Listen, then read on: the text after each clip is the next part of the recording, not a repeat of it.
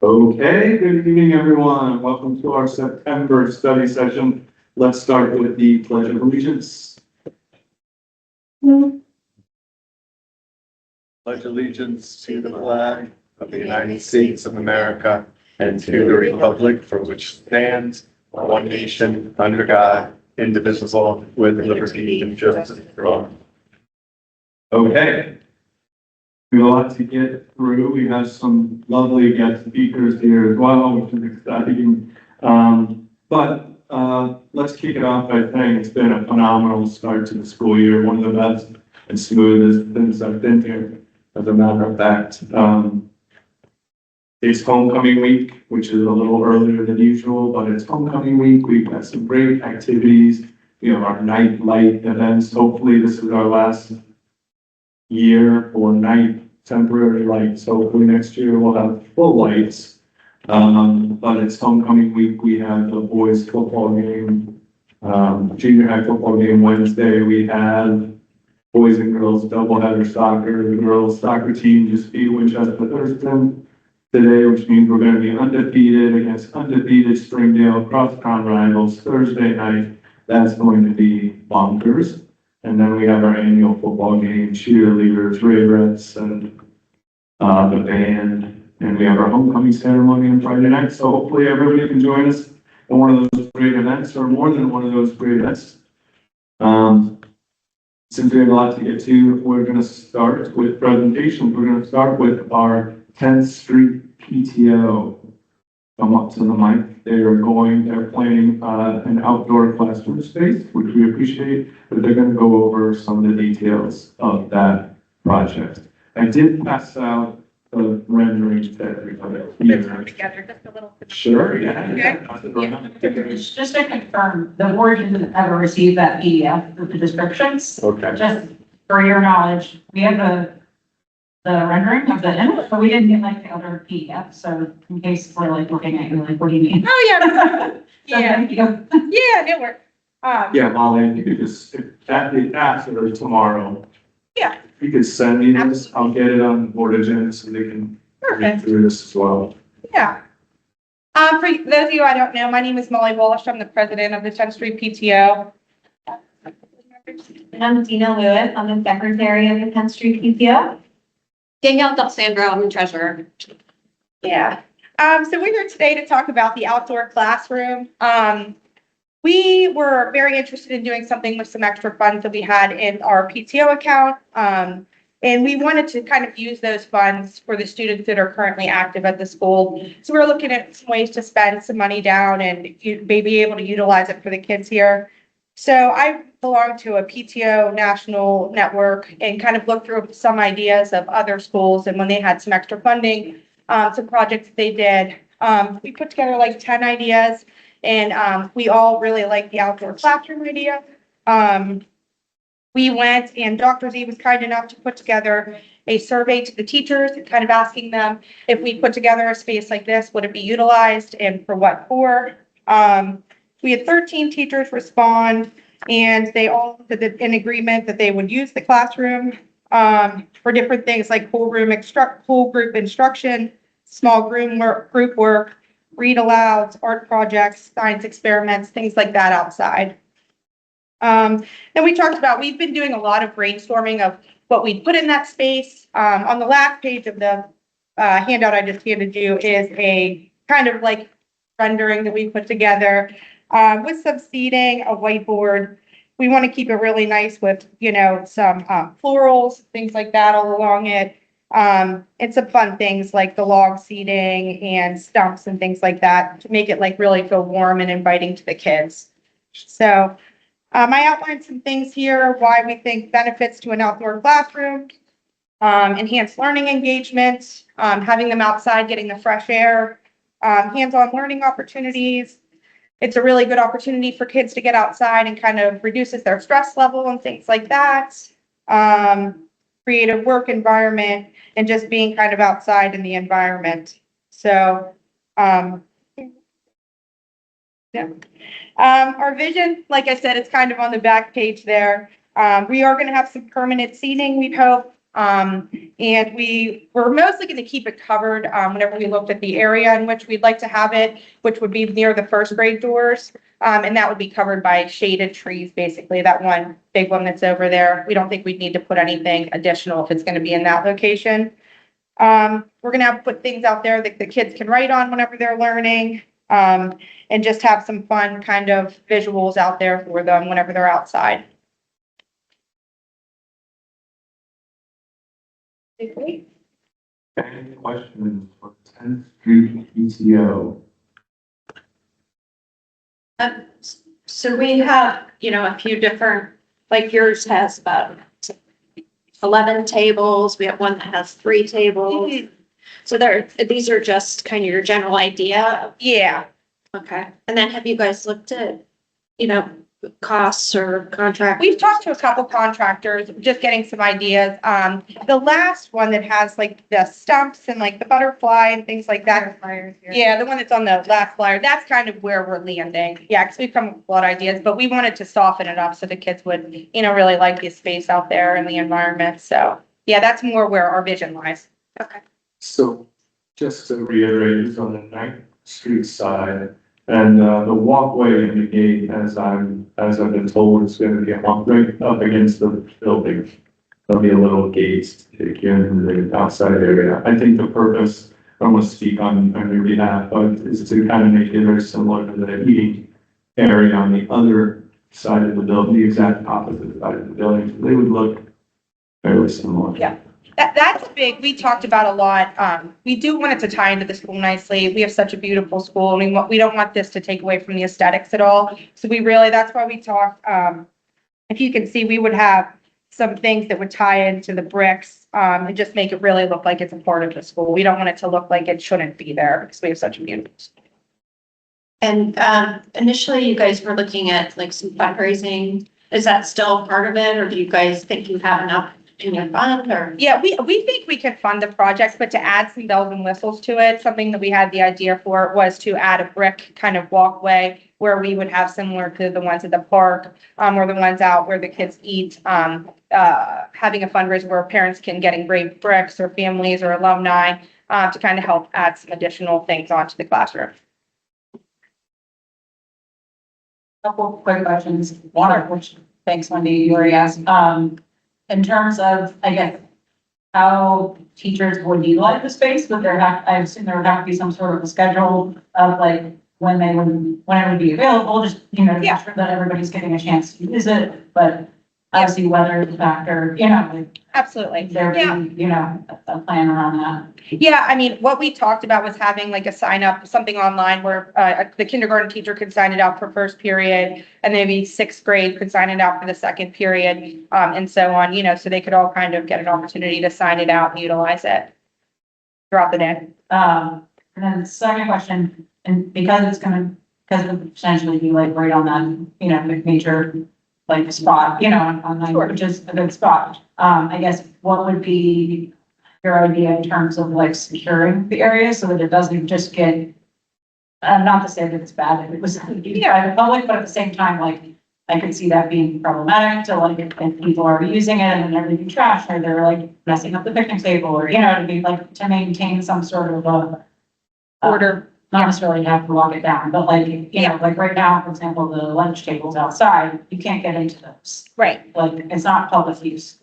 Yeah, we went back and forth with the fencing, because we wanted it to be open for the kids, but we think that would be a great way to we'll have a latch on the fence there. Kids can come out through the walkway, but that will keep it secured for the most part, the things there. But it would be open to the public otherwise. We've talked about keeping it locked, No, keeping it locked and not take hours. Okay. Yeah.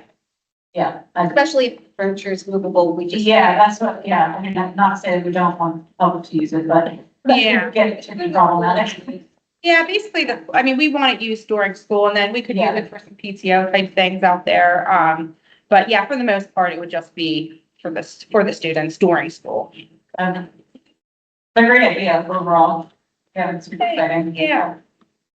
So what is your time frame, like as far as implementing this or the fundraising and. I think in an ideal world, we would like something to get started and finished in this spring if possible. So we were hoping to make decisions this fall. We've talked to contractors. We're not sure who we're gonna go with, but they've given us some timeframes to order some materials and things like that. And it looks like it's not that lengthy of a process to install. So in an ideal world, next spring would be nice. Spring 2026, that is, To start or to be finished? to be finished, starting and finished, basically. All right. Mhm. Any other questions? I apologize. I missed the location. What was the location discussed for this? Next to the first grade doors on, 9th Street. To And the would any right. trees need to come down or no?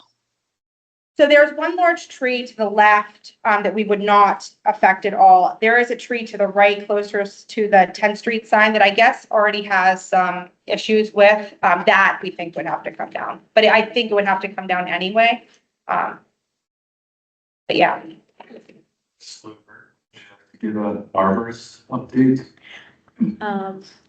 A week and a half ago, we did have an arborist in to take a look at the trees. Dr. Zolkowski, myself, our head custodian, and the arborist walked around. We do have a few trees that will be coming down. I'm waiting for the quote to come back. I guess this is a busy time of year for tree cutting. We're going to do some tree trimming and so forth. And I do have some trees on hold at a local nursery from the tree that came down at the corner of Pennsylvania and 10th that I think we're all sick about. So Duquesne Light has given us a significant amount of money to provide a little tiny tree, but it will grow and it will be beautiful. And we're gonna replace some of those older, dirtier trees with newer trees that are a little cleaner.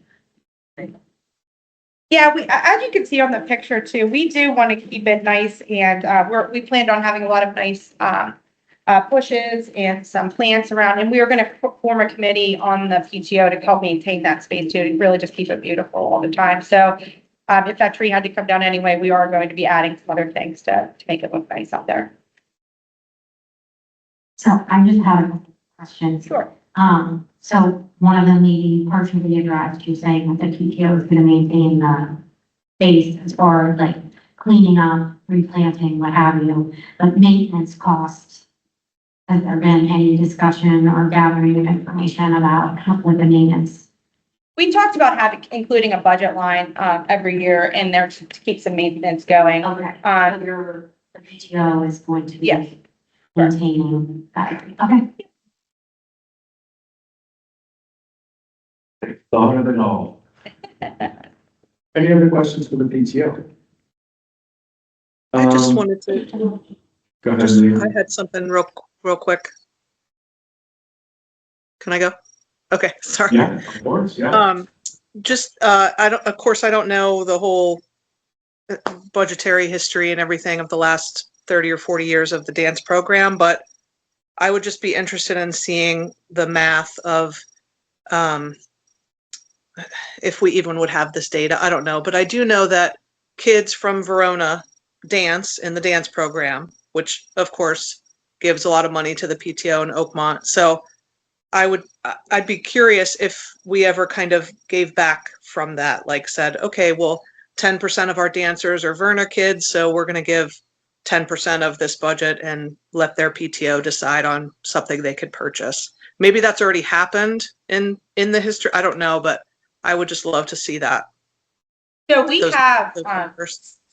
separate from this, but, we have talked to the Werner PTO and, it's not as much as you'd think that the Werner kids actually bring to the 10th Street dance program, from a financial standpoint. We have pulled those numbers, kind of our, when we pulled it in the past, our compromise was to split the restaurant nights that we do throughout the community every year. That is, if we have something like Pittsburgh Taco Boys or Mystery Lovers, the different places around where you bring in a flyer, their PTO receives 50% of that money to kind of offset what they bring in for the dance. And it really is very comparable in terms if we would give them the money directly from the dance We do maintain the insurance for the dance program. We do all the facilitation of all the contracts. We work with the dance instructors. There's a lot of kind of administrative work that we do from a 10th Street PTO for the dance program.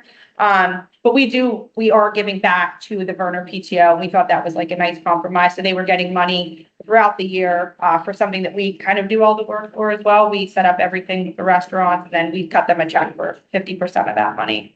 And it's Good. very comparable in cost in terms of what we would give them if we were to just give them dance money. Great, thank you. Yep.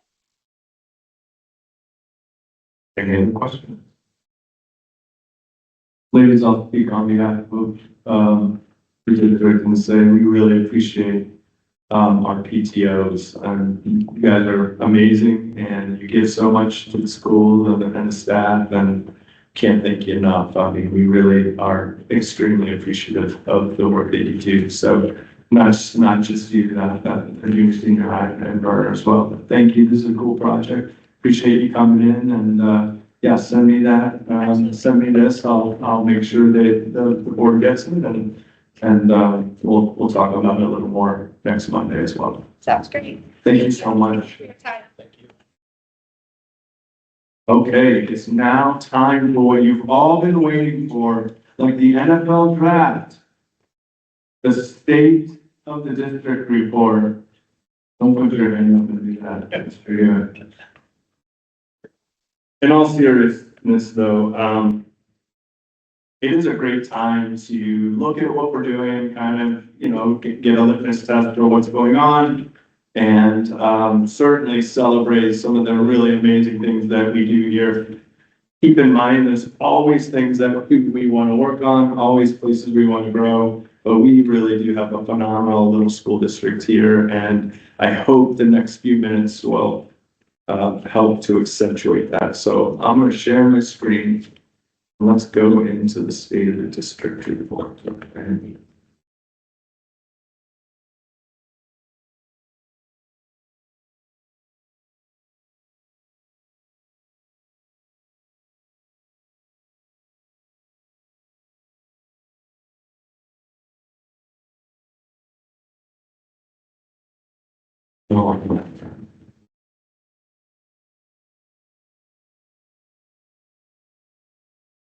Okay, PowerPoint live.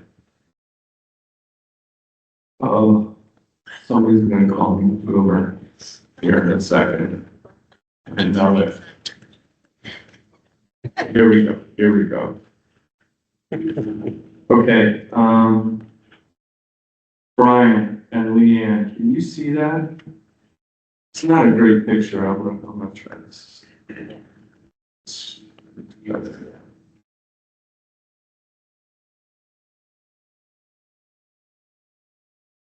Okay, here, I'm gonna take it there. How's that? That's better, right? Is that better, Brian, Leanne, you good? Can Yeah, you that's see good. that? Yep. Can you all see that a little bit? Paula T and Sullivan, can you see that a little bit? On the video, you'll be able to see like the slide really close, but. Okay, I sent this all to the board. I don't want to spend 2 hours doing this, so I'm gonna kind of speed through it and focus on the important slides, okay? Look at these lovely pictures of all of our students and stuff. Okay. This is our theory. I'm not going to go over our theory of action, but the theory of action is really involves really focuses on student learning, social and emotional, and college and career readiness, which is encapsulated in this instructional. Okay, let's go over staff here. I'm going to make this smaller so people see this. Okay, 155 staff members. We have a very mature staff, okay? Close to 80% are at top step in terms of teachers. There will be changes in the next few years where that will change. That is a bummer for us because we have a lot of really great experience with our staff. We have 155 staff members that includes our two new security guards.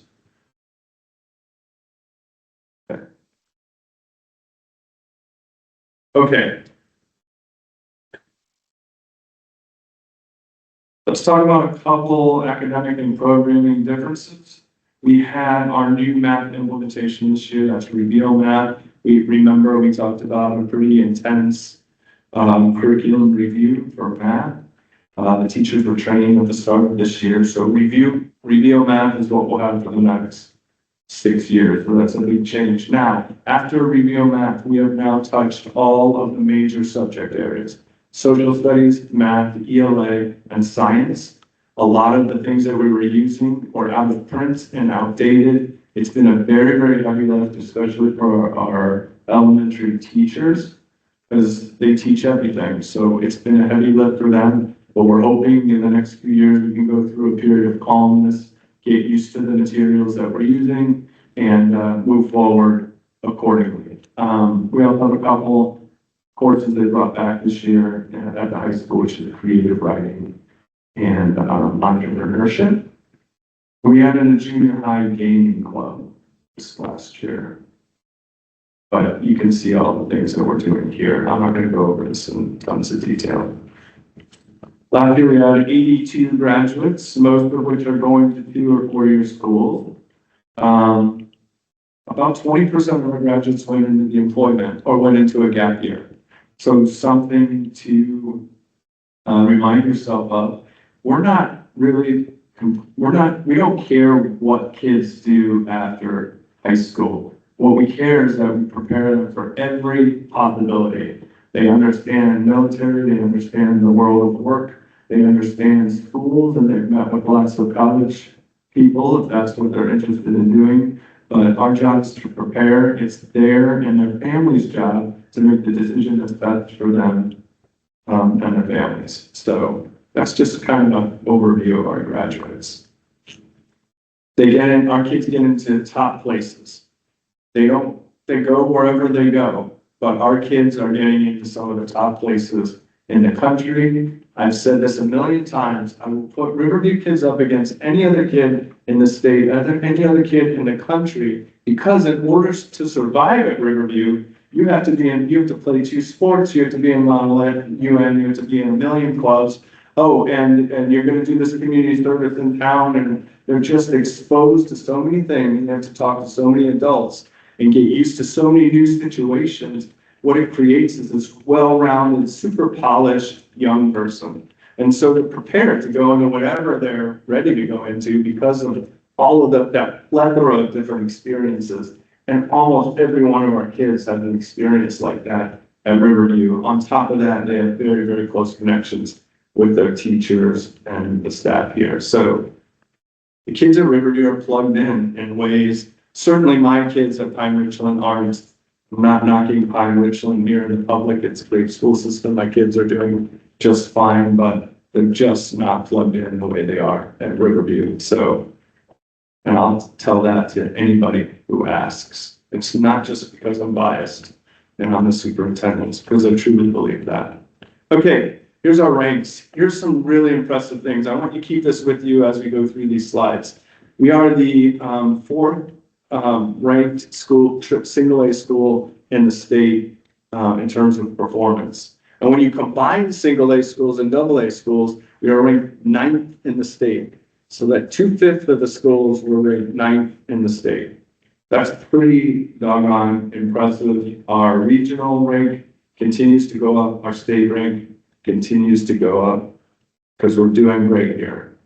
We used to have this overachiever ranking, which showed expected performance based on socioeconomics. Because in Riverview, a lot of people don't realize approximately 1/3 of our kids are challenged socioeconomically. And a lot of people don't know that. So based on that socioeconomic status, we're expected to achieve a certain place. And every year, we're at the top 5 in the state for overachieving that pace. So we were really proud of that. And then the Pittsburgh Business Times got rid of that metric for some stupid reason. But that was something that I think all of us were really proud of. So we have a history of overachieving with our students, and it's probably because of the things that we just talked about in terms of what makes us unique.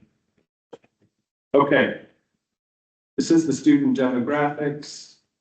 we're about I think 418 when I made the slides. I think we're at 417 right now, Dr. Z.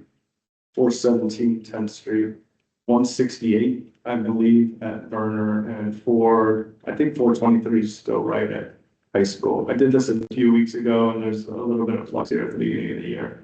Pretty close, though. And then the slide on the right shows the difference between outplaced populations, ESL, special ed. We have approximately 1 out of 5 kids in Riverview are special ed students, close to 20%, 18 to 19%. This is a demographic of what we just talked about. It's just important to keep in mind that about over 30% of our families are classified as economically disadvantaged. And on the right just shows the makeup of our students in terms of race and ethnicity. Each year, we get more and more diverse. Not crazy, it's not like we're going up 5 to 10%, but every year we get more and more diverse, which is really, I think, great for Riverview. And every year our staff is getting more and more diverse as well. So that's kind of a goal of ours, is to have a diverse staff as well, but those numbers change slightly every year. And this is the special ed demographics. Outplacements and gifted students by 04. We have about 190 kids special ed this year. This slide is just telling you kind of which areas those special ed students fall under in terms of exceptionalities. Okay, let's talk ELA. We are consistently higher in ELA than the state, for sure. Our high-ready diagnostics are some of the best in the state. And we're going to talk about growth here in a second, but generally speaking, we're doing very well in ELA. Interesting stat here is we had all the schools, almost every school in the state went to online assessments for K through 12 or 3 through 12 assessments. And the preliminary data from that, at least from the intermediate, it was saying that, scores went significantly down while people were getting used to those online assessments. So I'll talk a little bit more about that as we move forward. These are our ELA scores. This is a 5-year sort of cohort analysis. Take a look at grade 3 here. I want to talk about grade 3. Look at the difference in percentages. They're reporting that grade 3, especially, and grade 6 and 7 in ELA, not math, ELA specifically, went down 20 to 30 percentage points across the state, which is crazy. So I don't know what they're doing about that. I'm just going on a little soapbox. It's not that I don't appreciate the PSSAs, okay? I appreciate them. We have to pay attention to them. I believe in grade level assessments. The issue that I have with the PSSAs is they don't give us the released information, and we're not sure of how many different questions they're going to ask in the different subdomains. And that's really frustrating, because when we do our continuous improvement plans with our teachers, we say, okay, let's look at the data. Show me where, maybe in math it's geometry. So we're going to work on geometry, put a bunch of interventions in place in geometry. Next year, they might ask 3 questions instead of 7 questions in geometry. Or maybe Jill Swager is working on bioenergetics, and that was a weak area for the kids. Kids are really good at bioenergetics, and alas, they answered 3 questions in bioenergetics the next year. So the frustrating thing about the PSSAs is grade level content is important. It's important to assess kids on grade level content. What's frustrating about the PSSAs is the test changes every single year, and it's a moving target. And when you're asking teachers and administrators over here, they're digging in, trying to find the right recipe in terms of improvement. It's hard to do that when the test changes. So that is a very frustrating thing. And this is the case in point. all of a sudden we go online and 20%, 30% of all third graders in the state of PA go down 20 percentage points. That's frustrating, especially when you're working so hard to try to improve scores every year. That being said, generally speaking, we are doing very well. Kids are doing very well in their ELA and PSSAs, okay? I don't want to be an alarmist by any means, okay? We're doing great. Okay, I'm less concerned as a district on product, or more concerned about growth. This slide shows growth. We're trying to find a good accompaniment between our iReady growth and our PSSA PBOS growth. This is last year, because the other frustrating thing is they don't give us the PBOS data until late October, and we've already set our goals for the year before we even get the PBOS data, which is frustrating, which is why we like iReady better, because we can get 3 assessments. It's tangible, we can get a hold of the data, and we can see quick changes in the data and the quick results in terms of the interventions we're trying to put into place to improve students. So some people ask about growth or iReady, and I'm going to go into iReady here in a second. iReady is 3 diagnostics a year. Every kid in ELA and math has an individualized learning pathway.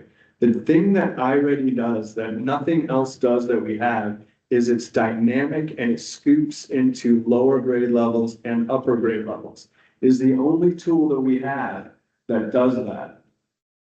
PSSAs are assessing grade level expectations. iReady will assess kids in grade level expectations, but it'll scoop down. If a kid is a grade level behind, it'll give them content grade level behind. So you have to keep that in mind. That is one really important distinction between iReady and just grade level PSSA data. But these are the growth rates for iReady. You can see above, mid or above grade level, or above grade level is this is a spring ELA. It's our last diagnostic compared to our first. You can see the growth. Riverview has some of the best stretch growth in the state, some of the best stretch growth in the country. And there's a lot of data to show that if we can get stretch growth for kids, they have such a better advantage in terms of their performance as they rise up to the grade levels and into high school. We can do so much good if we can just get stretch growth from kids for 2 years. I'll show you some data that shows that. But you can see stretch growth down here in the third to last bullet. 47% of the kids at Burner, 52% are achieving stretch growth in ELA. So that's some really positive data right there. This shows relative changes from fall to spring. And you can see this across the grade level. Obviously, dark green is good. Yellow and red is what you want to decrease. And we're showing really, really great marks between fall and spring of the year.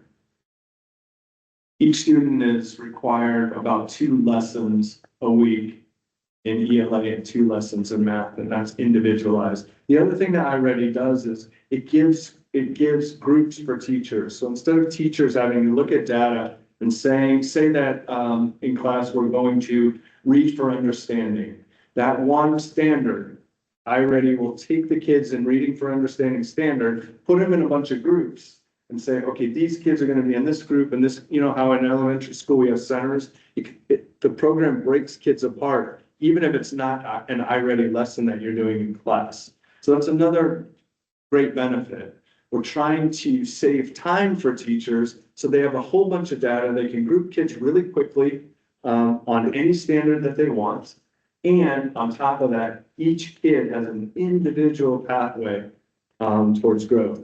Kids don't love it all the time because I think it gets boring after a while. Kids get annoyed, but it's the job of the teachers to keep them motivated and keep pushing kids into stretch growth. The higher we can get in stretch growth in K grade, the more successful they're going to be up through the grade levels. Okay. These are really, really phenomenal scores. I wanted to show you this slide because this is the national norms, okay? This is Riverview on the right, national norms on the left. And you can see in terms of benchmarks, how well we're doing compared to everybody else, 1 million kids across the country, how much better that we're doing. So I think this is important to look at, because sometimes you just look at Riverview versus Riverview, right? And there's no context to how good are we really doing in comparison to others. Well, I mean, I think the data shows that pretty clearly here. So I have every grade level in terms of how we're performing versus the national norms. And you can see it's pretty significant. Which is one of the reasons why 10th Street won that award last year, you know, we're the best, highest stretch growth in the state. And we're pretty close in a number of schools this year for best stretch growth in the state again. I don't think we got the award this year. I don't know if they're still doing it. You know, Dr. Turk, we're still doing that? I don't know, we were just on the call with iReady today, trying to make sure they're working for us. Dr. Turk gave a nice brow meeting today. He did a good job.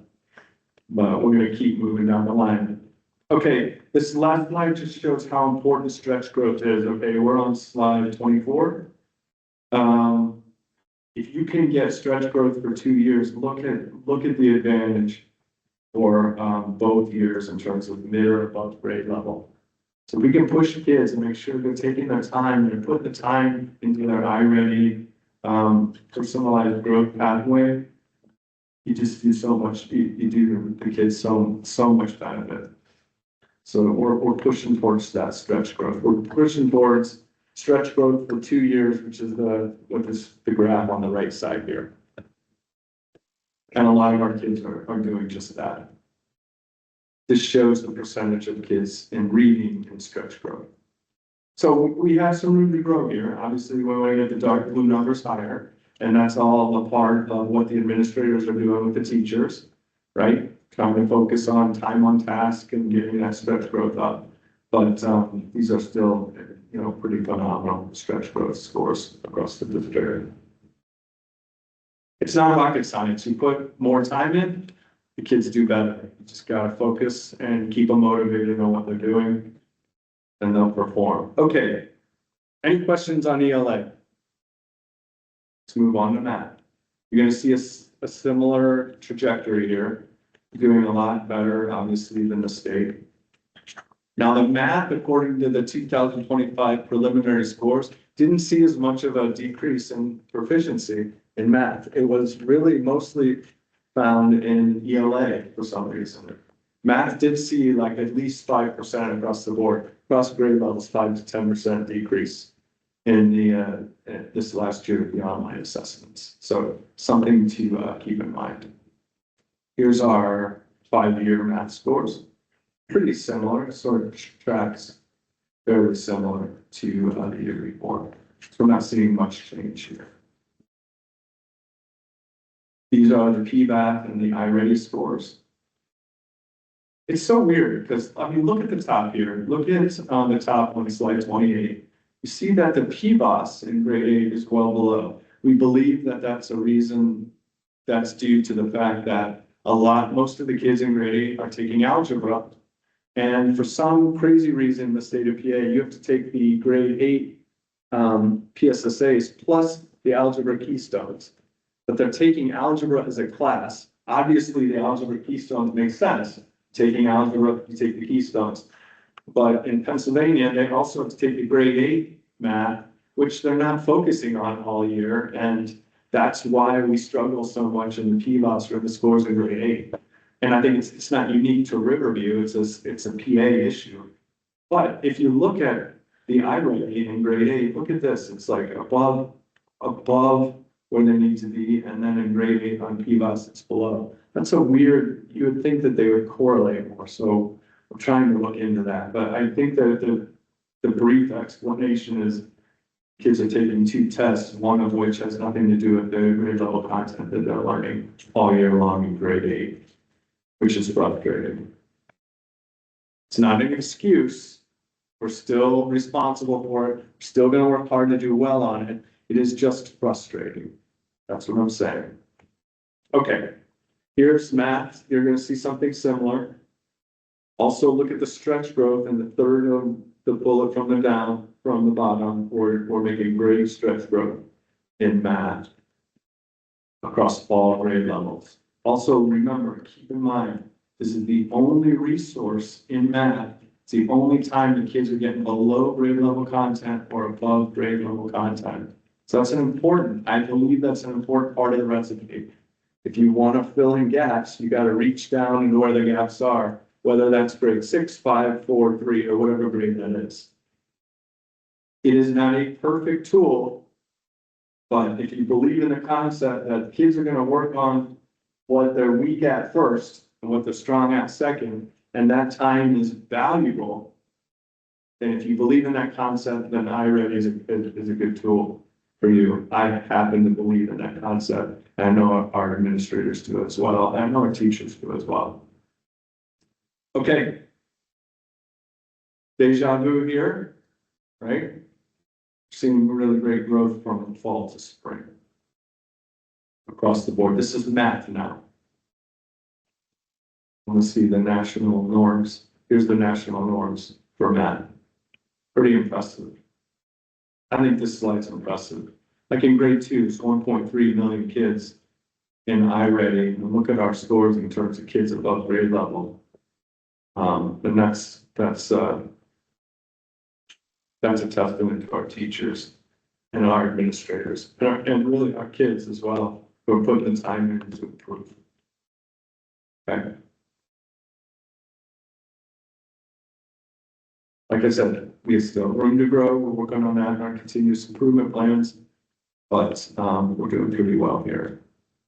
This is that stretch growth in terms of how much you look at the third row on slide, or the third set of bar graphs on slide 34. You can see how much of an impact you can make 2 years of stretch growth.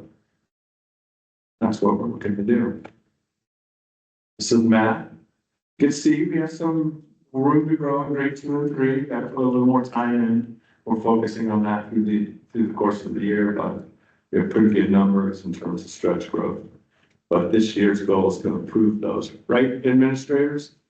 Going to improve stretch growth. We're all in the same boat here. Okay, science.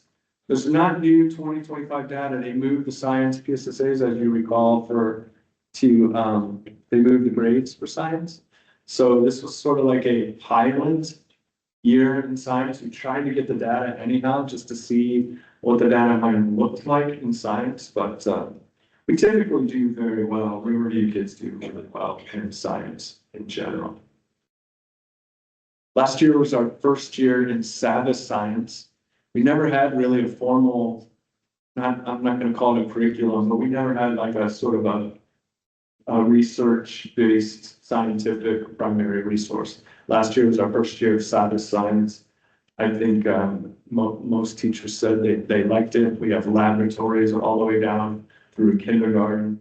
And so I think that's working really well. Certainly, I would say last year science was more rigorous than it's ever been. Elementary principals, do you agree with that? Okay. And we always have our K-12 STEAM focus in Riverview. That's unique to Riverview. Okay, let's look at AP and Keystone data. Our AP scores were unbelievable this year. 88% students received a 3 or higher on their AP ending. And we had 25 more kids take 25 more kids take the AP test this year than we ever had before. Those are higher. I put Pine Richlands in there because I happen to I'm a Pine Richland parent, so I got the Pine Richland brochure. So it just gave a point of reference in terms of where Pine Richland is at and where we're at in terms of the kids that received 3 or high. And a lot of AP awards this last year. Our kids really knocked it out of the park. On the right here, you see Keystone data. Mr. Hewitt, I'm going to have you come up and explain Keystone just a little bit. He explains it much better than I do in terms of how we collect data for Keystones. Talking in the microphone because it's going straight into the parents. I can't really see what's up on It's over here on the right. You can see in 2024, that's a representation of a snapshot of kids. But when we look at cohorts, it's slightly different because, for instance, algebra, a kid can take an algebra keystone in grade 7, 8, 9, or 10, right, Mr. Ure? So Yeah. explain the keystone distinction briefly, just so the board understands. Right, so what's different with this compared to everything else you just saw? PSSAs are by grade level and what you saw with the numbers of last year's things. What this is, and this was great because I printed out a slide here, the curriculum director's meeting today, this was a question. And so the IU, this question comes up every year. What we're looking at here is the number from the Future Ready TA Index review. That's what this is. So what we get over the summer and what we work with, the numbers we work with are the accountability files. And that takes into account the events that happened in 24-25. So the bio test of the 9th graders, the ELA test of the 10th graders, and the algebra test, which would be 7th graders, 8th graders, 9th graders, and a handful of 10th graders who are in algebra in the school year 24-25. Those are the numbers that we work with. Those are the numbers we go over to children.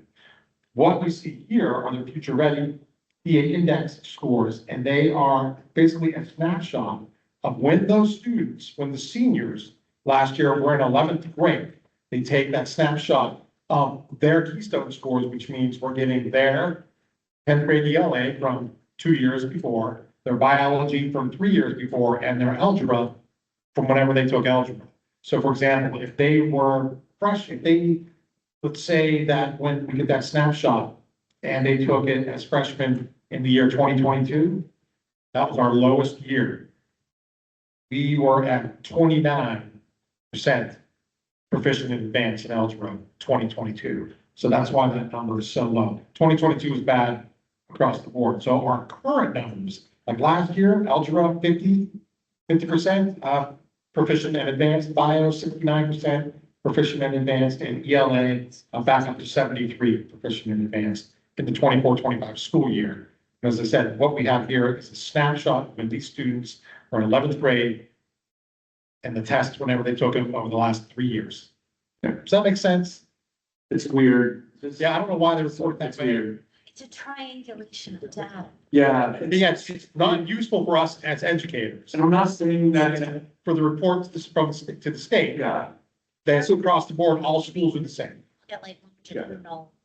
Well, I mean, this is what we've always provided you in terms of the slide, right? But there's some limitations to this data and that it's not And showing that it's 6 months old. sometimes 2 or 3 years old. So it's a weird thing. And I'm not saying, when you look at this 2024 data in like algebra, for instance, 29%, we don't like that, obviously. But the actual scores of this year's cohort algebra is like over 50%. So it's just a weird distinction between those two sets of data. Like I said, we're not trying to make the data look any different than data is data.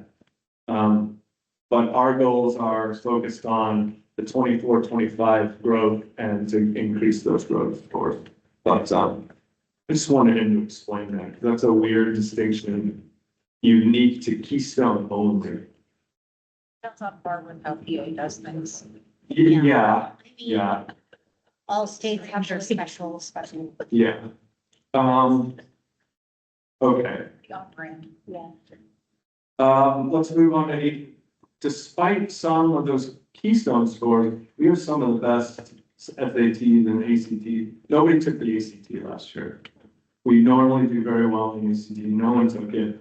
We're back to the SATs now, I guess. But our SAT scores are really dynamic. And this slide shows that. So our kids, despite like some of those Keystone scores which we want to raise, they're knocking it out of the park on the SATs and the APs. So they're performing at quite a significant level here. Something to be really proud of. Okay. This is the parent survey highlights. I put this on so that parents, when they look at this, can look at it. I'm amazed at the satisfaction levels of people in the district. It is a really great thing. We have some areas where we want to improve, but generally speaking, people are very happy with the district They report that their child enjoys school. They report being proud of Riverview. Look at the communications. They read, only 1% says they don't read district communications. That's phenomenal. I've been doing these data points every district I've been to. And there's nothing like these data points of any place that I've worked. I would probably challenge it to find a higher satisfaction rate. I think it's just that I think our families and we work together. It's like, you know, we work together collaboratively to do what's best for students. So it's like we know the families know us. People are happy with how things are going. You can see at the bottom is where we want to work on, okay?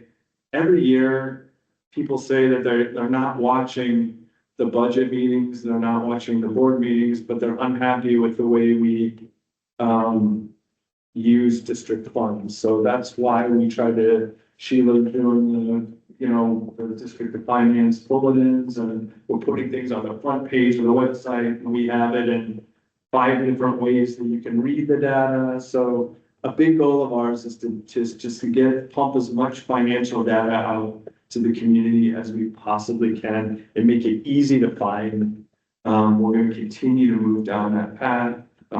Ms. Luber has marching orders to do so and so forth. She's done a really good job getting information out to the public and to just, try to demonstrate when we're making decisions, how we're doing that so that everybody understands how we make decisions. I mean, they can see how we make decisions every month.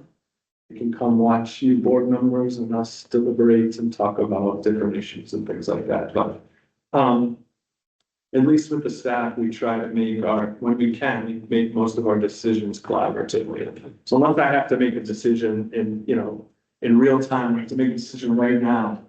That happens sometimes in schools. Most of the time, we're working as a team, trying to put our heads together and make the best decisions that we can. But you can see there is strength and stretches here. But I just find this data to be amazing. I think it's really, really great. But we'll continue to get information surveys. We do 360-degree evaluations. We survey the parents and the staff and the students if we have to try to get as much data as we can, so that in our continuous improvement plans, we have data to work with to try to get better each year. So that's the goal. Look at data and get better. Okay. I'm not going to go over all this. Big ticket items for safety and security. We had that third party safety and security assessment. We got the security guards, and we have a list of goals that we want to attain this year in terms of safety and security. Getting teacher protocols in hand, having go kits in the classroom, having things for teachers to read if somebody calls in from outside, having signs that come out in the hallway so you can see the room down the hall. So we have some things that we're trying to improve. So that's what we're doing in safety and security. Big ticket building and grounds items are what we're going to replace the burner windows. We have the junior, senior high school kitchen and eating area is a big one. We're going back to bid for that. As you know, that's a big project we're going to try to complete. And we are working very, very, very hard with the borough and with our state representatives to get this field lights project done. So those are the 3 really big ticket items we're trying to accomplish in this next year. And you can read about all the rest on this slide if you want to. Okay. Education. We're working on Reveal Map. That's a big one. We are in the process of writing curriculum. We want to make sure that we have all the things that we're doing in the classroom written down in digital format. That way, if there is a standard that we're not meeting, say that we want to improve in geometry, we can look in our written curriculum and see every time a student in Riverview has had that geometry standard, and we know how to tailor and adjust. So we're working really hard to get that in a repository that's meaningful. And so that's going to be a big focus area this year. And of course, we talked about iReady and stretch growth and things of this nature. Okay, not going to go into any more there, unless you want me to. Moving on. Any questions so far? Are we doing okay?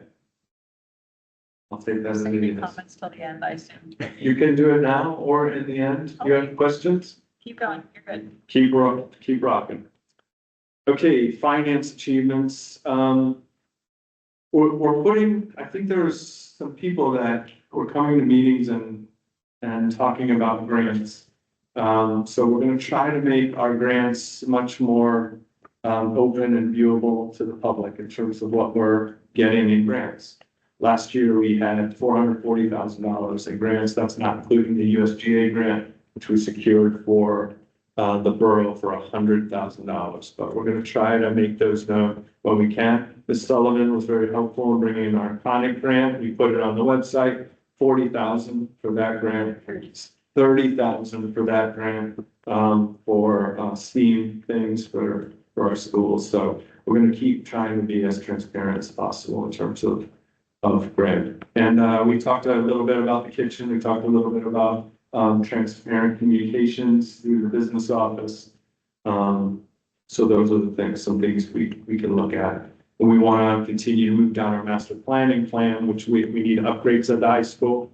Future, not this next year. We talked about next year. Future, we're looking at bigger, we're looking at the unified arts wing at the high school, the libraries for the elementary school, possible bond readjustment in order to get auditoriums, some extra gym space. Those are some of the things that we're going to be looking at. But we already discussed some of the work that we're going to do in this upcoming year. Is there anything you wanted to add in business and finance, Mr. Mover, or keep plugging away? Keep plugging away. Okay. Student life.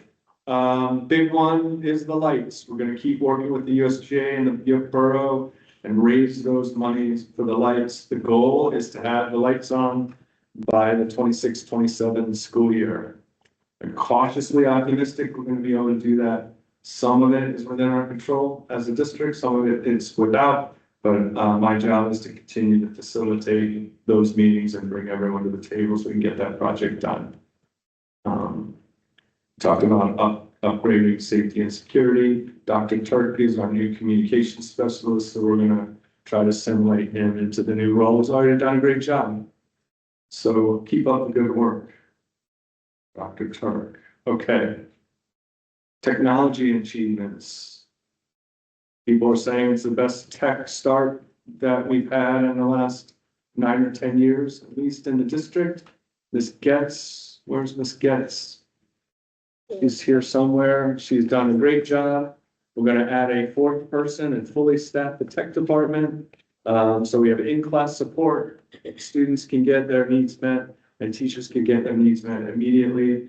And we are really doing a great job in the tech department, which is a big goal for the upcoming year. So we're tracking help desk tickets and making sure we have data in order to improve there. But so far, so good. Very, very good start to the year. We have to switch out Promethean boards at some point. So this gets us looking to do that. All right. Communications and marketing. We just want to build our online presence, build more subscribers in our social media platforms. We already made our website ADA compliant, which is a goal that we had for this year. And just get everything out there, get the student bios and the staff bios out there, which we're going to concentrate on, doing some staff bios and making sure everybody knows the staff. But got a lot of work to do, but the goal is to make sure everybody knows how great we're doing and in as transparent fashion as we can. Okay, we talked about these upgrades. I'm going to fast forward through the upgrades. Okay, let me go back so the people at home can just take a look at that slide real quick. And then this one for elementary schools. Got some nice stair treads at the schools, at least at Burner and the high school. They look really nice, don't you think? You like them? Dr. Monroe picked the colors at Burner. She's really excited. They're like bright yellow and black stair treads. So we just got those installed for the start of the school year. It's pretty cool. And we all know about the turf. I think the turf, I want to thank the board for approving the turf. I mean, we've never gotten more use out of our outdoor spaces than we ever had in this last year. So I really do believe the turf was a grand slam home run for the district, and it's being used quite often at both elementary schools. Am I right, elementary principals? It's a win. Okay. Finances. This is just a snapshot of our finances, our fund balance, how much money we're getting from state and local revenue sources. As you can see, Riverview relies heavily on our local taxpayers, which is similar across the state of Pennsylvania. We'll talk about that in a second. Okay, this is my soapbox section. I always have to have this soapbox section of the state of the district. These are our estimated charter school costs per student. Special ed student, 38,000 almost per student, or special ed charter school student, and a little more than 21,000 for a regular ed student. Last year, we spent $780,000 on charter school students. Now, you can imagine other things that we could purchase is 780,000, you could probably think of some really great things. But alas, it goes to our charter school students, almost all of which are cyber charter students. And the crime of it is that Riverview has its own cyber program. There was some legislation that passed. We're hoping that gives us a little bit of relief, but we're still always spending a lot of money on charter school place students. And it continues to be the top budget pressure school across the state.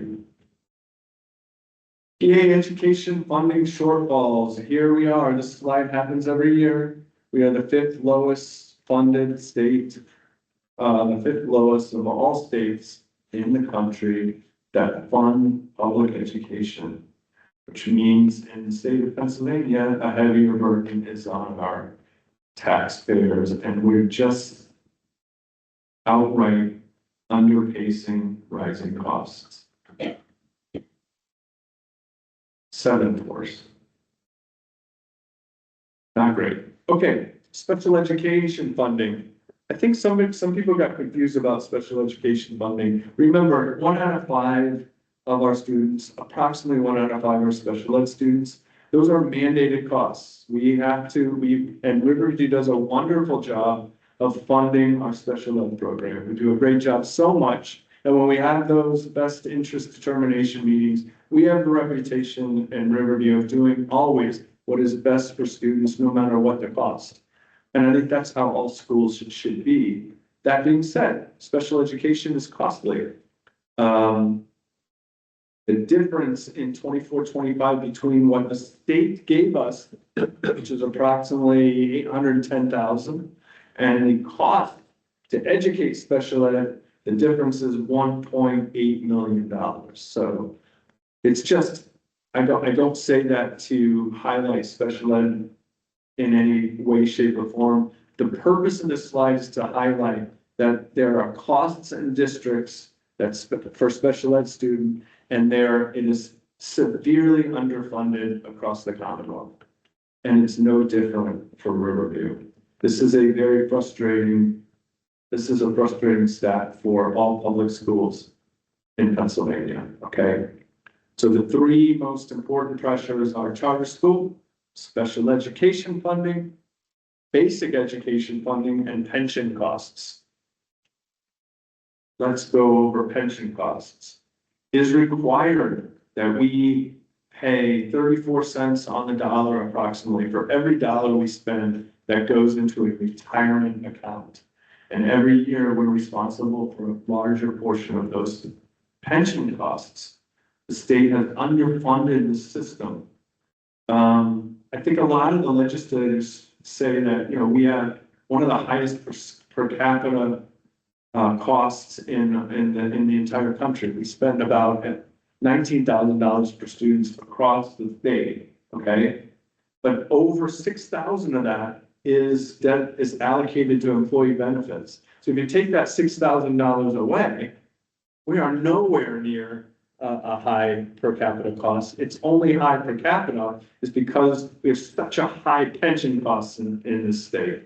So keep in mind that only Michigan and New Jersey have a higher percentage to employee benefits. There is no foreseeable end. I only highlight this so that the public and everybody knows some of the pressures, the mandated pressures, the non-negotiables that we don't have a choice of, that sort of puts financial burdens on schools. So just really important to highlight that. Okay, I'm done with the soapbox part. Any questions on my soapbox part of the presentation?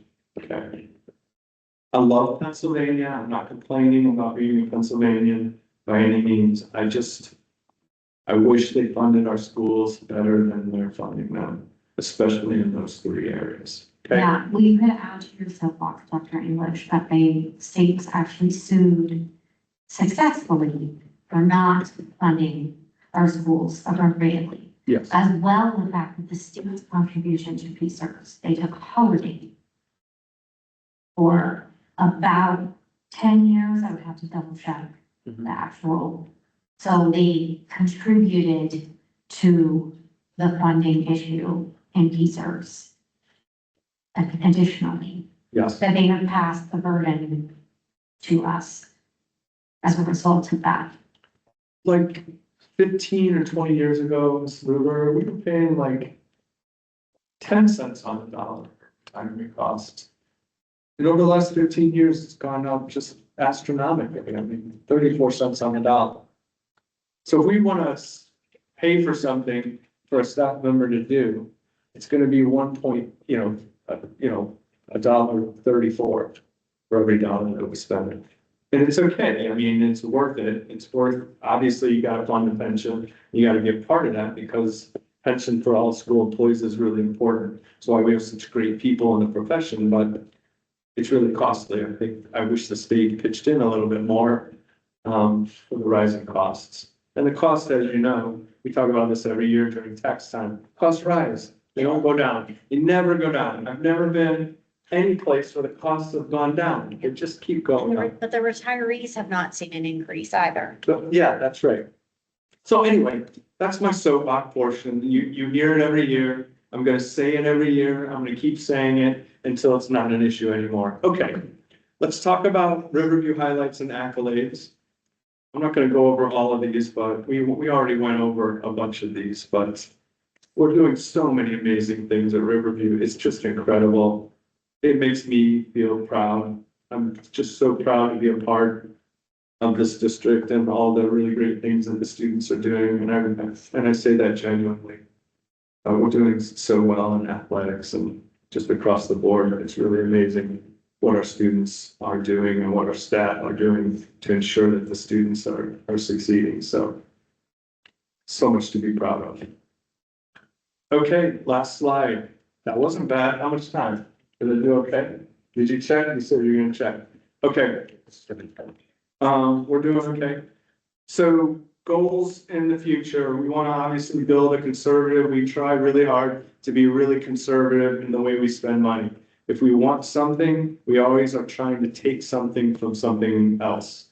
So a lot of people don't believe it, but we really truly take a conservative approach to the way we do our budget. So we're going to continue to do that. We talked about lights. We talked about some infrastructure needs. We talked about continuous improvement, but really the goal is to just make sure we continue to have a really world-class education for our Verona and Oakmont students. So that's it. There's a lot to be proud of. I love going over this every year. I'll put it out for the public to see. We'll put the video out, put the slides out. Slides are already out now. So that everyone can take a look at all the things we're doing. We're not sweeping any data anywhere. The data is the data. Everybody can look at it and say what they want to say and make any judgments that they want on the data. I would just ask if you're making judgments on data, call us, ask us about it so we can provide context. Any questions on the state of the district report? Ms. Shapari, you said you had a question. You're holding. Yeah, not so much question, I guess, but just comment and or Sure. clarity or, just the items, I guess. One thing I wanted to mention on slide 12, when we talk about student population, not only across the district, but across buildings. This has been something that we've been wanting to work on pre-COVID, but especially since COVID, where we were, I think, down in the 800s at one point, population wise. Now we're up to 1,038, which is a good jump, from where we had been. I mean, we had jumped back from the COVID time, obviously, but we've even gone further than that. And just pretty striking to notice that 10th Street's, see, like 5 students behind the high school at this point in terms of population, which is pretty remarkable. And to me, that shows really good feeder system, right, into the junior, senior high school. To be able to, have all those kids then transition into the upper grades. A goal, I think, which again, kind of goes with the student population that we talked about, is retention. We will always lose kids in the 9th grade year. That just happens when kids sometimes go elsewhere for high school for whatever reasons. And so I think that the goal should be to make sure that we're retaining those numbers as we go into the junior, senior high school. Because that's pretty remarkable to say that, our one elementary building is as big as our junior, senior high. So if we can keep that growth going and then have that strong of a feeder system, so to speak, coming from only one building is pretty impressive. So, kudos to everyone on that. And then secondly, just to comment on, the data point, I don't remember what slide it was on, but that you had said that like 98% or whatever, people love the like communications, that they were in the loop or that they were happy with communications in the district is also something I think that's gotten a whole lot better over the years. I know I was one complaining way before I was ever thinking about being on the board, saying we need to make sure people are in the loop on stuff. We need to be able to go to the website or go to the whatever, page or, find this information easy or where's the emails that was sent about, whatever. So we've made huge strides to make sure that all the information's out there in whatever way people want to find it. So, that's to me a big, note, to call out because, it's great to hear that people feel like they're informed and that the information's out there, in whatever way they need to find it, or they feel like they can reach out if they're not clear on something, so that's excellent. And then this is kind of on the communications front, but also on the athletic side. So significant issues with the athletic website recently. Not to any fault of our own, but the systems have changed over the late summer. And I'm personally annoyed that they decided to do this I don't know, end of July, beginning of August, like 2 weeks before school started. Track of people's websites. Because we had a really, not that the site was beautiful or anything, but it was functioning well in terms of how the photos feed in, how the coaches' articles went in, how that got communicated, pushed out to the website, pushed out to Twitter, Facebook, whatever, were all the places that get informed of this information. So they had a system going. And so just for people's knowledge, they're wondering why don't I see any of that anymore? These companies have acquired parts and pieces of things and they're not all syncing up with each other and they're trying to work to fix it, but it's kind of a hot mess at the moment. And so while the athletics website might look pretty and new, it's not working whatsoever. And I'm very irritated about it, frankly. And I know that Dr. Turk and Mr. Carter and everybody has been calling and sending emails and trying to be hey, we gotta get this figured out because there's old information on there. The coaches are writing articles. Mr. Gardner showed me all the things that have come through, coaches that have put out all the game recaps for the fall. So all fall sports pretty much have not been communicated out at all so far, which is a shame for the football players, soccer players, cross country, all the kids, right? So that's a real issue. We're gonna probably miss the whole fall season to be able to communicate that stuff if they don't hurry up and get it fixed. And that was a really good system that we had in place, and I appreciate that they're trying to upgrade it and make it different or whatever, but the timing frankly sucks. And the fact that they can't get it fixed within a timely fashion is really unacceptable. Again, this isn't Riverview's problem specifically. I'm sure other schools are in the same boat. But it's definitely a problem that we need to get fixed as soon as possible. Because it's just gonna drag on into winter sports and then drag into spring sports and, you know, like it just is a problem that keeps, kind of just keep piling on. Whether you like it or not, Twitter is kind of this, or X, well, I'll never call it X, but whatever. Twitter is the place where a lot of sports information is shared. There's a couple of Riverview accounts and a couple of parents who are really good about like trying to share the celebrations and accolades and some of our teams that are doing well and our athletes that are doing well. But it shouldn't be up to them to like spread the news of our district's student athletes. Right. And it's a shame that like those systems just don't work right now and won't work probably for at least a couple weeks. So, that's a pretty big bullet point in the goals and focus areas to me for the communications side of things from the athletics side of the house.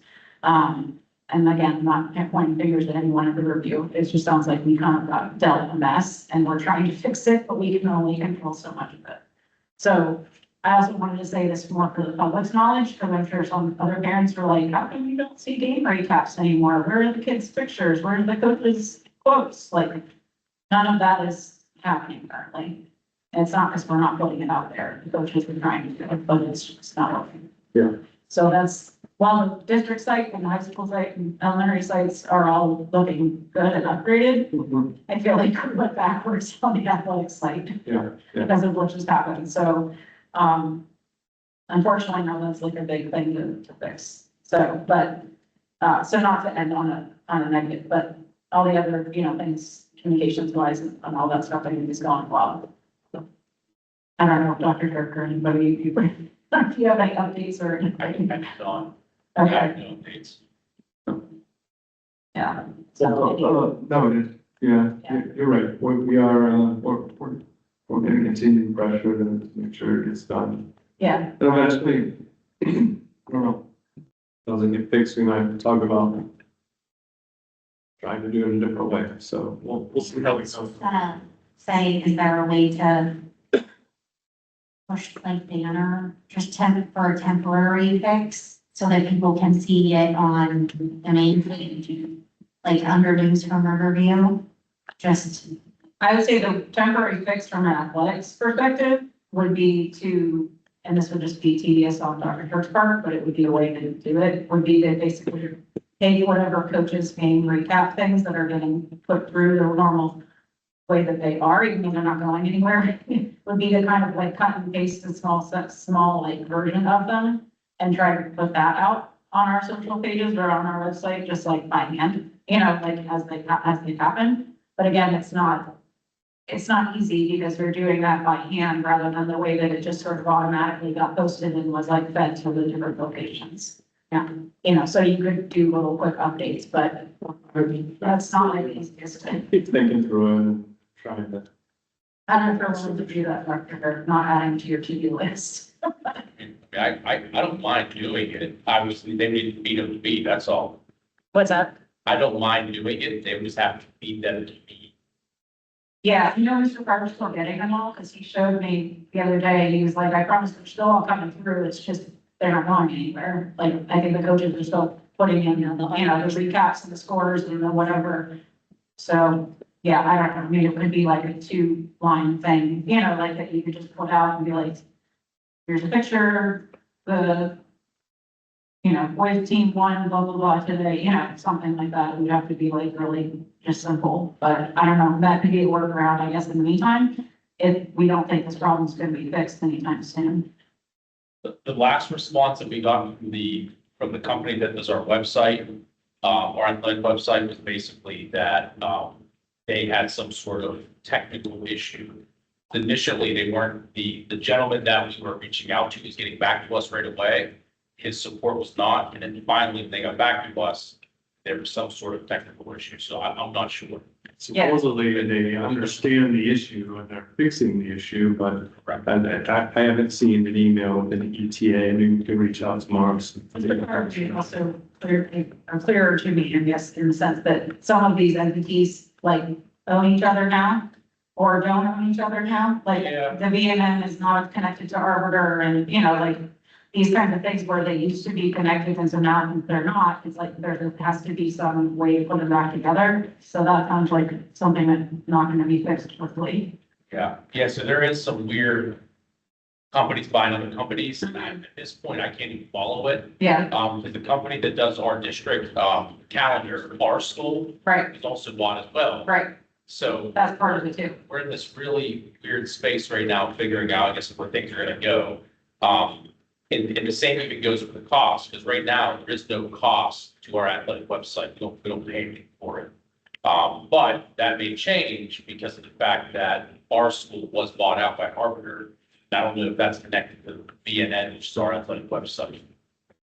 So, Well, Play on Sports is who acquired the website running, like, so it's not who it used to be. which I think is, I think Play On is a company of Arbiter. I Right. think. Right. It's gotten more complicated It's and very complicated, yeah. I don't know what the solution is if they're like, oh, sorry, no, like, because that's not, I mean, that's not a solution. Like, I mean, I know if we're not paying for it, it's hard to hand something over. Somebody's, you know, be like, hey, you can fix it, you know, and they're like, well, you're not paying for it. Like I said, they've still been responsive. They have. Yeah. I don't know the hiccup that they have, the technical issue they have, but they are responding. They're not just ghosting us, so, Right. yeah. It just sounds like it's more complicated than that because there's all these different entities involved now. Correct, yeah. So, I don't know, I just feel like it's gonna take a lot longer than it should. We'll keep working on it. Sorry, I didn't mean to run on about it, but it is. Well, it's okay, hey, it's a focus area for the year, right? It fits into our state of the district, right? Yeah. Any other questions or comments on the state of the district? Thanks for bearing with me for a little while.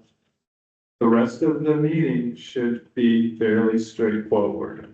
Okay, let's go on to the first hearing of citizens. This is designated for agenda topics only. If you'd like to speak, please sign in, up to the microphone, state your name and address, and please keep your comments to 3 minutes or less. Keep in mind that the board does not typically respond to public comment, but rather takes the hearing into consideration for future governance.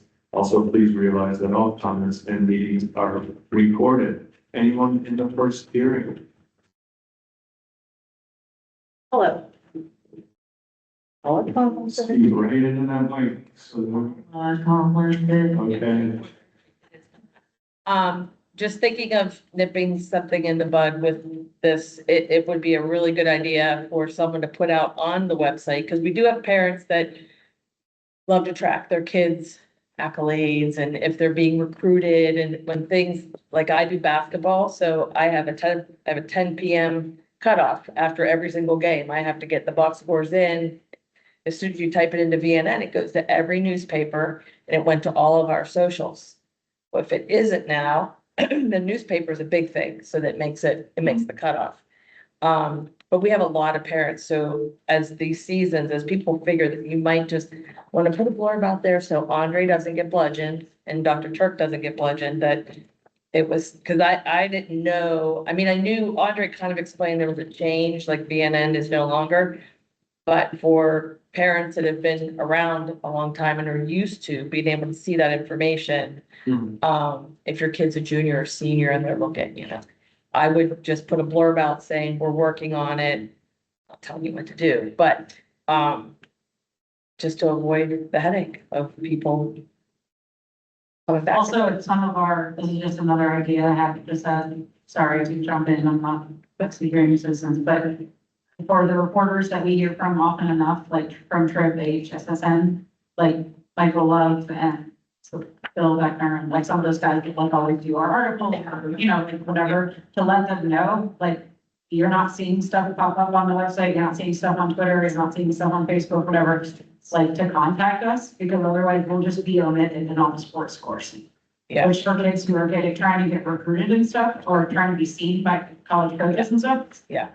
It's hard not to be seen, let alone if like Riverview's just not on the list whatsoever for like any of these sports. Yeah. Because they rely on getting that because they were trying to report on all of Whitfield. Yes. And so then Riverview just gets missed. Thank you for the State of the Union. I wish more people would attend. they can view it online. And I think it's better in person, so. Well, there's the State of the Union then, clapping. and- Absolutely. like, But and I'm we- here. we're Mostly clapping. But thank you. Yeah. Okay. Ms. Sullivan. Sylvia Sullivan, 139 Oak Meadow Drive. I just wanted to agree with you, the community, or the IT, like tech stuff was great this year. The kids got their computers like day 2, which was way better than in the past, so good job. Thank you, Ms. Sullivan. Appreciate that. Ms. Guest appreciates it as well. Okay. Thank you, hearing citizens. There'll be a second hearing on all topics later. Okay, let's move into discussion and review of potential motions, starting with business and finance. Ms. Rupert. I have 2 motions for your consideration. Number 1, Lucid Electrical Solutions, which is a capital expense for electrical in the cafeteria in the amount of $13,870. Number 2 is Draw Collective 23-S18-01R Capital Improvements 2024 for architect, architectural designer 2 in the amount of $542.50. Do I have any questions or comments? Thank you, Ms. Luber. Let's move into agreement, contracts, and resolution. We have 4 items for your consideration for next week. The first is UPMC Prevention Services Agreement for 10th Street and Burr Elementary Schools for the upcoming year, which is for curriculum services and important topics germane to each school as listed. Second is agreement with staffing for any substitute staffing needs for our nurses for the upcoming year. This is an annual agreement. Third is the amended agreement between Riverview and Quest Tech to support the final tech department staff person. And lastly, we have an agreement between Wesley Services and Riverview as an APS provider for the 3-year term post. We currently have 1 student attending Wesley. Are there any questions regarding these items?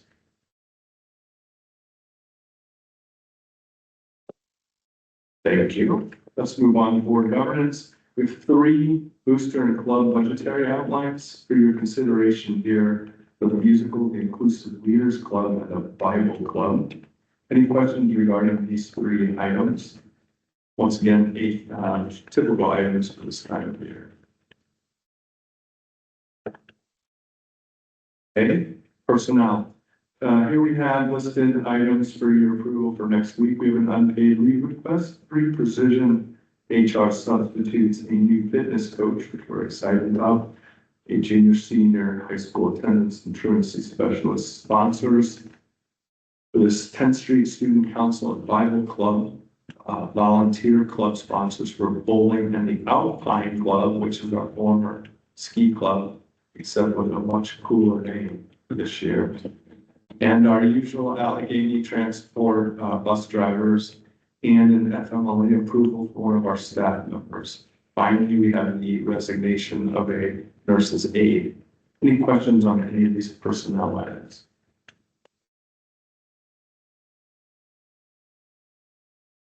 Okay.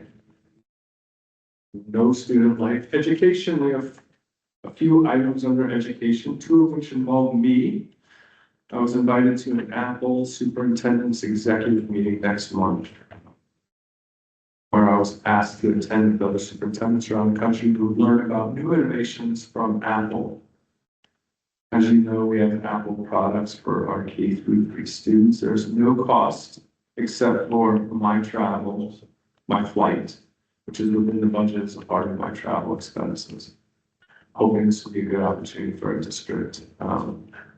I'll be traveling with other superintendents from our region as well. Second is AASA's National Conference on Education in Nashville. As you know, we have a grant from Grable for this. All expenses are paid through that grant. We're also asking for Ms. Luber to attend another AASA event, the Ed Leader Conference next month in Glendale, as a part of that same grant. Once again, all expenses are paid for both of those items. Finally, we're asking your approval for Mr. Kavortek to attend the TBEA convention on behalf of the district, and that is to support our personal finance course and curriculum. Any questions on those items? Okay. Okay, let's move on to board meeting minutes. We have our minutes from August. Any additions, omissions, or edits you'd like to see from our August minutes? You can make suggestions next week as well. We now move into our second hearing of citizens, which is designated for all school-related topics. If you would like to speak again, please sign in, come to the microphone, state your name and address, and please keep comments to 3 minutes or less. Keep in mind that the board does not typically respond to public comment, but rather takes the hearing into consideration for all future governance. Also, please realize that all comments and meetings are recorded. Would anyone like to speak in our second hearing of citizens? Thank you for your attendance this evening. I hope to see you at one of the great homecoming events we have scheduled for this week. Our annual sporting events under the lights. The collision of our 2 undefeated girls soccer teams under the lights. For crosstown rivals Springdale Thursday night, don't miss it. And our junior high football Wednesday. Our homecoming game on Friday, 7 p.m. Be there or be square. Motion to adjourn. I'll make that motion. Mr. Pagoda and Ms. Spears second. Have a great week. We'll see you next week at our voting meeting, 7 p.m. right here.